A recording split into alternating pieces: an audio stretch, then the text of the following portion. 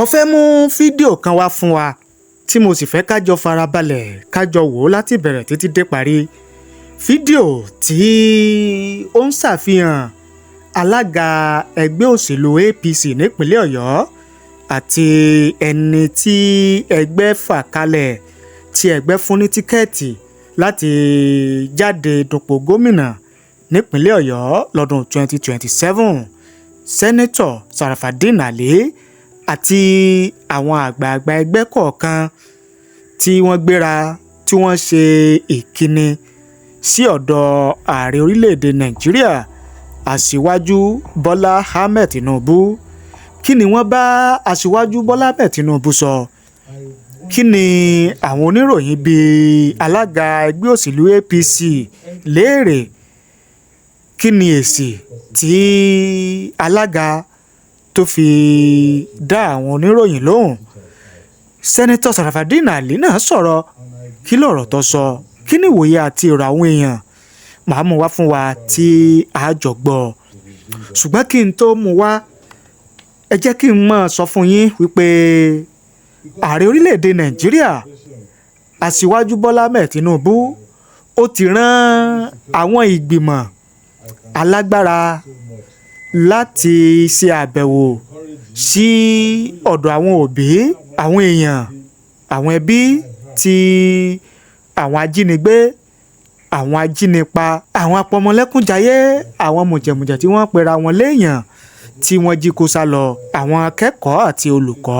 Tẹ́ ẹ bá gbàgbé, tẹ́ ẹ bá rántí wípé ní àná ọjọ́ 29 òní gómìnà ìpínlẹ̀ Ọ̀yọ́ ẹnjiníà Olúwaṣèyí Makinde ń ló ṣe àbẹ̀wò sí àwọn òbí, ẹbí àtàrà àwọn ènìyàn tí wọ́n wí àwọn ajínipa gbé sá lọ.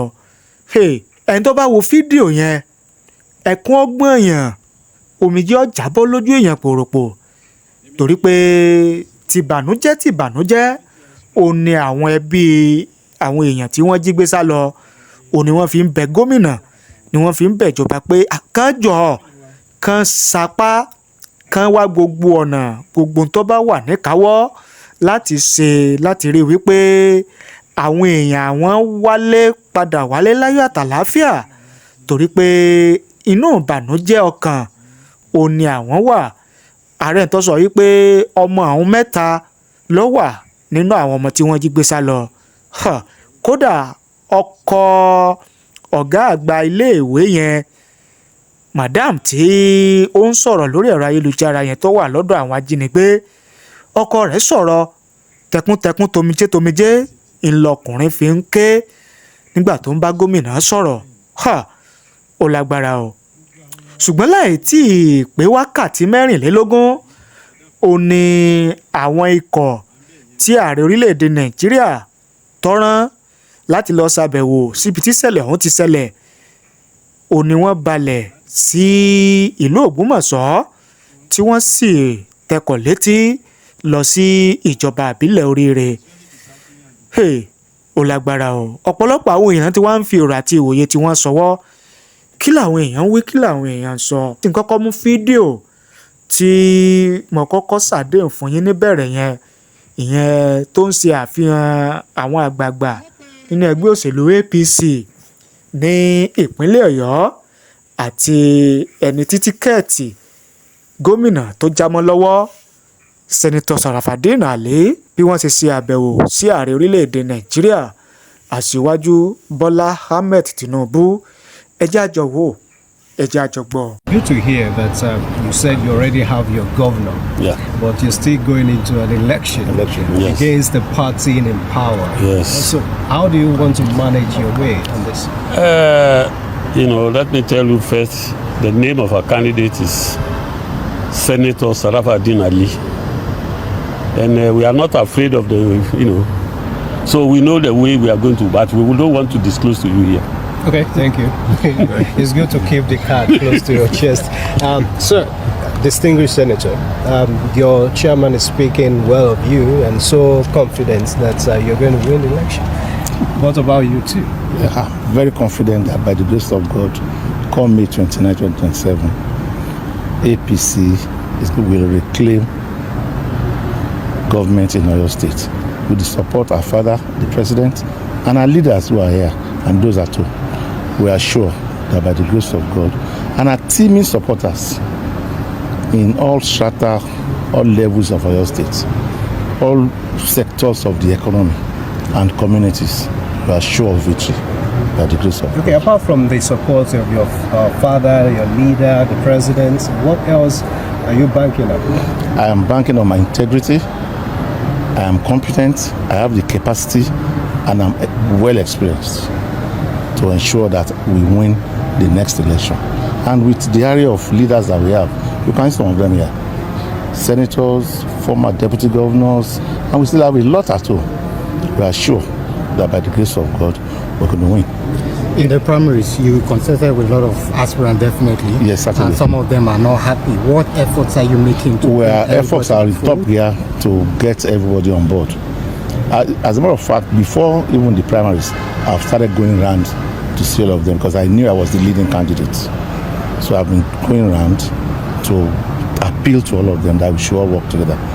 And they have all assured me that after the primaries, if I emerge, they will. And having emerged, our leaders have commenced the process of reconciliation. ẹ wá jẹ́ kí n mú ọ̀rọ̀ tí àwọn èèyàn sọ ìwòye àti èrò àwọn èèyàn lẹ́yìn tí gómìnà ìpínlẹ̀ ọ̀yọ́ ẹnjìníà olúwaṣèyí mákindé tó ṣàbẹ̀wò sí àwọn òbí àwọn ọmọ àti àwọn olùkọ́ tí àwọn ajínigbé tí wọ́n gbé sá lọ tí wọ́n wà ní àhámọ́ láti bí ọ̀sẹ̀ bíi méjì sẹ́yìn.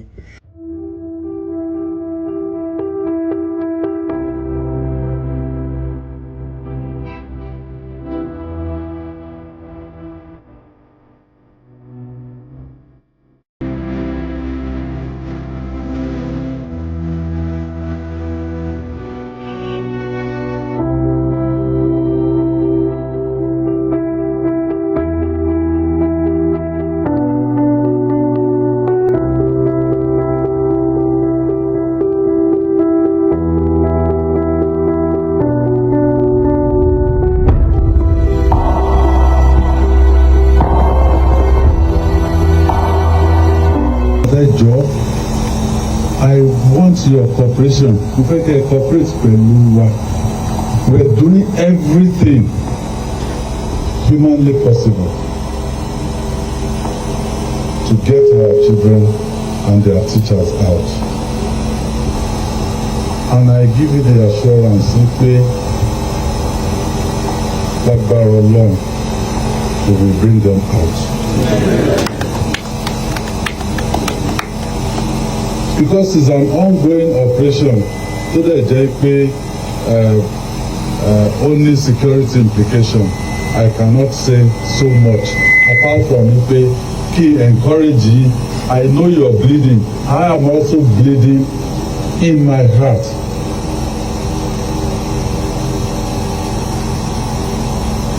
My pleading ni pé ẹ jẹ́ ká intensify àdúrà and please have trust in your government.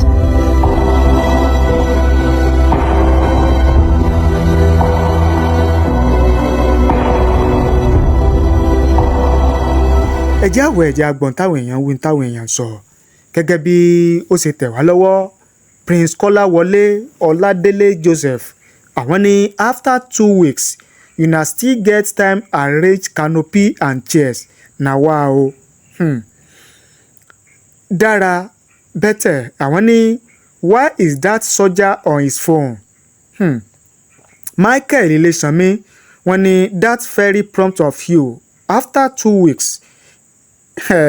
Ẹ̀ka rìláì Olúwafẹ́mi Jeremiah wọ́n ní Your Excellency Seyi Maknide, I have a suggestion, sir.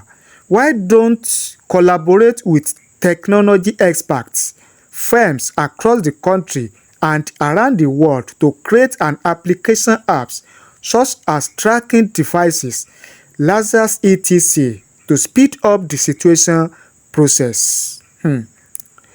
Adébáyọ̀ Aṣáájú àwọn ní kindly share this until it gain the attention of our leadership.